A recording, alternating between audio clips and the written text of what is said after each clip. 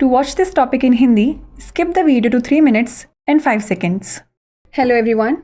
Welcome to another episode of Legal Update, a new initiative of Drishti Judiciary. Today's topic of discussion is Article 226 of the Constitution. First, let us see why is it in the news. Recently, the Allahabad High Court in MS Genius Ortho Industries vs. Union of India and others case ruled that the authority to utilize writ jurisdiction under Article 226 of the Indian Constitution is reserved for petitioners who approach the court with honesty and integrity. Let's look at the background of the case. The petitioner's GST registration was cancelled due to alleged inactivity upon physical verification of the premises. Officers were unable to contact the petitioner's proprietor.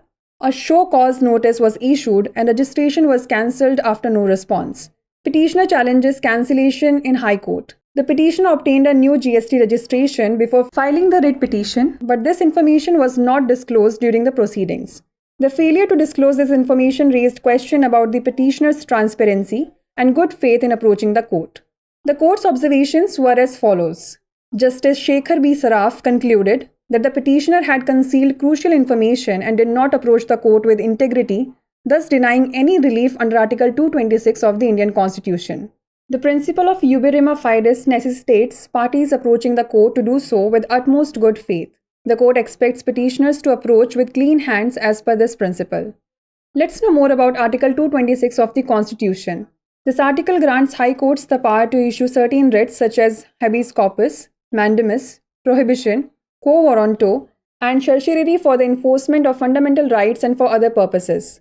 The High Court can also issue directives, orders, or writs if the cause of action, wholly or in part, arises within its territorial jurisdiction, even if the respondent's seat or residence is outside those territories. If an interim order is made against a party in any proceedings under Article 226 without providing copies of the petition and supporting documents or an opportunity to be heard, the affected party can apply to the High Court for vacation of the order.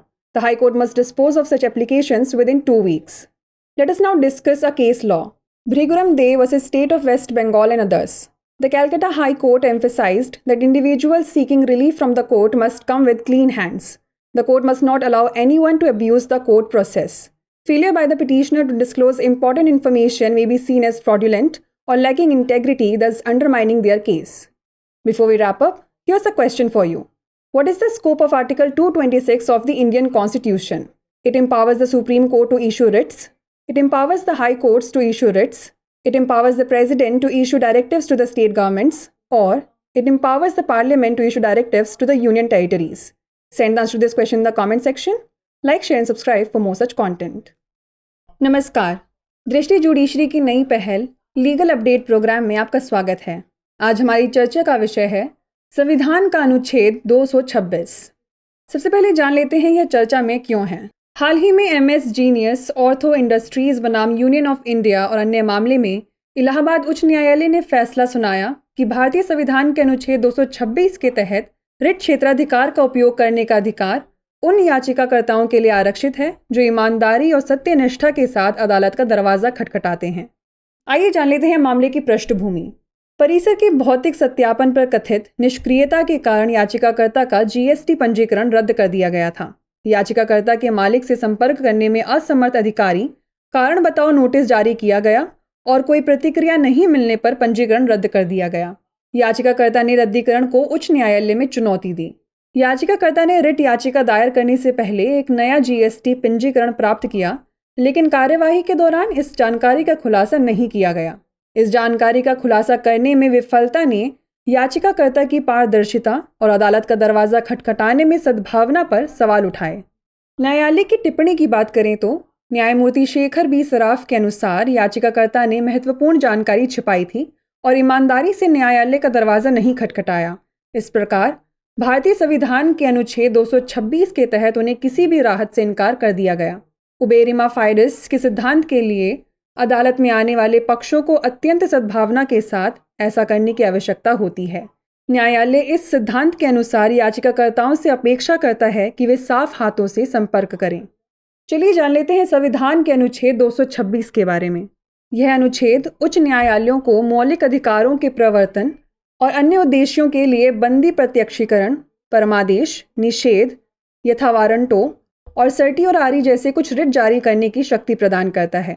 उच्च न्यायालय निर्देश, आदेश या writ भी जारी कर सकता है यदि कार्यवाही का कारण पूरी तरह या आंशिक रूप से उसके क्षेत्रीय अधिकार क्षेत्र के भीतर उत्पन्न होता है, भले ही प्रतिवादी की सीट या निवास उन क्षेत्रों के बाहर हो।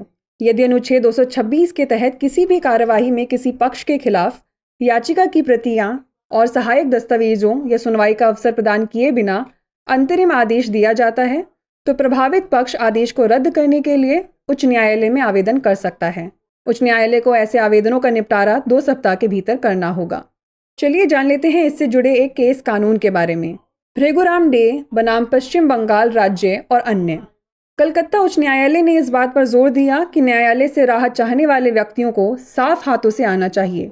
न्यायालय को किसी को भी अदालती प्रक्रिया का दुरुपयोग करने की अनुमति नहीं देनी चाहिए। याचिकाकर्ता द्वारा महत्वपूर्ण जानकारी का खुलासा करने में विफलता को धोखाधड़ी या सत्यनिष्ठा की कमी के रूप में देखा जा सकता है, जिससे उनका मामला कमजोर हो जाएगा। आइए नोट कर लेते हैं अभ्यास प्रश्न। भारतीय संविधान के अनुच्छेद 226 का दायरा क्या है? यह सर्वोच्च न्यायालय को रिट जारी करने का अधिकार देता है। यह उच्च न्यायालयों को रिट जारी करने का अधिकार देता है। यह राष्ट्रपति को राज्य सरकारों को निर्देश जारी करने का अधिकार देता है, या यह संसद को केंद्र शासित प्रदेशों को निर्देश जारी करने का अधिकार देता है। इसका उत्तर हमें कमेंट सेक्शन में ज़रूर भेजिएगा। ऐसी और वीडियोस देखने के लिए लाइक, शेयर और सब्सक्राइब करना ना भूलें। धन्यवाद।